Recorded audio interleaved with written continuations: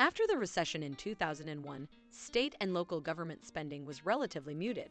But after the 2008 financial crisis, S&L government spending declined steeply and slowed the economic recovery.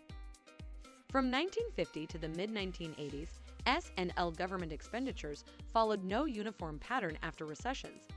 But since the mid-1980s, spending has followed a consistently procyclical pattern. We find that the shift in the cyclicality of S&L spending is consistent with changes in the cyclicality of income tax revenues. Moreover, income tax revenues have become a larger share of total tax revenues over time. Section I provides a brief overview of S&L government spending and financing, and Section I provides empirical evidence.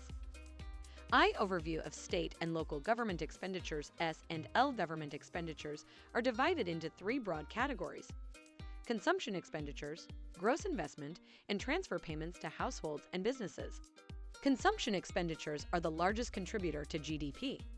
Education was the largest spending category for S&L governments in fiscal year 2020, comprising $1.13 trillion. S&L governments are crucial to the provision of public services and infrastructure investment. Changes in the cyclicality of S&L government spending over time. We remove the time trend in real S&L government consumption and investment expenditures and focus on the cyclical component of the detrended time series.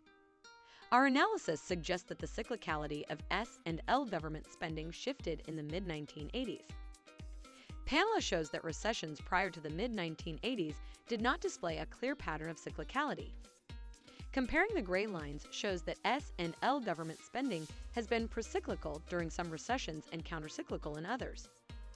Since the mid-1980s, S&L government expenditures have shown a more consistent pattern and have been largely procyclical. They decrease immediately after the start of a recession, as well as again after a couple of years. Potential explanations for the changing cyclicality of S&L government expenditures. To understand why the cyclicality of S&L government expenditures changed after the mid-1980s, we must examine the sources of S&L government funding. Tax receipts and transfers from the federal government are the two major revenue sources. Tax revenues. During recessions, governments may be forced to cut expenditures due to tax revenue shortfalls. The composition of S&L government tax revenues has changed markedly since the 1950s, with the share of tax revenues from sales and excise taxes remaining largely unchanged. Property taxes have declined as a share of total tax revenue, and the shift from property taxes to income taxes may have contributed to the change in the cyclicality of S&L government expenditures since the 1980s. Changes in the cyclicality of income tax revenues may play a more important role in explaining the changing cyclicality of government expenditures than changes in the cyclicality of S&L expenditures. After the mid-1980s, income tax revenues became more cyclical and more important to total S&L government tax revenues. However, it is not clear what may have driven changes in the cyclicality of S&L income tax revenues. Previous research suggests that tax rates may have previously been countercyclical and become procyclical, but that tax rates increased during the 1981 and 1990 recessions but remained largely unchanged following the 2001 and 2008 recessions. After the mid-1980s, implied income tax rates began to decline after recessions, which may explain why S&L government expenditures decreased at a faster rate than changes in total income available to tax. The decline in implied income tax rates in recent recessions may be due to government tax cuts or to deteriorating economic conditions such as job losses, lower wages, and lower capital gains.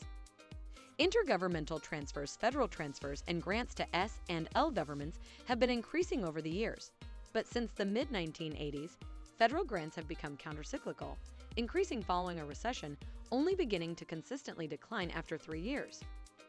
Alternative sources of financing. Municipal bonds are another avenue for S&L financing, but they are used to finance long-term investment rather than consumption expenditures, so it is hard to account for changes in the cyclicality of S&L spending by movements in the municipal bond market. As an alternative to debt financing, state and local governments can withdraw from their savings to finance expenditures. However, Rainy day funds tend to be very small and would not have been sufficient to cover budget shortfalls in recent recessions. Conclusion: S and L government expenditures are often thought to be procyclical, but this pattern did not systematically emerge until the mid-1980s. We suggest that changes in the cyclicality of income tax revenues may have played an important role.